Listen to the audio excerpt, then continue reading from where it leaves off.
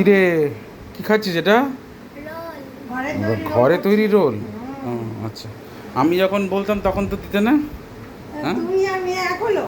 মেয়েটা তো আমার নিজে, তুমি তো আমি আচ্ছা, আমি পরের বাড়ি। আচ্ছা, আমি আচ্ছা পরের বাড়ি পরের আচ্ছা। পরের ছেলে, আমার মেয়ে তো নিজের মেয়ে। আচ্ছা, আচ্ছা। কি বলো। খাচ্ছিস? আচ্ছা, পুরো এই রোল যে আছে। রোল করছি, দেখো তুমি। দাও না গো, তুমিও আমার নিজের, কষ্ট পেও না। তুমিও আমার নিজের, কষ্ট পেও না। তাড়াতাড়ি আচ্ছা, পটাপট খা দেখি। গরম ভালো লাগছে খেতে? কিছু বলবে না?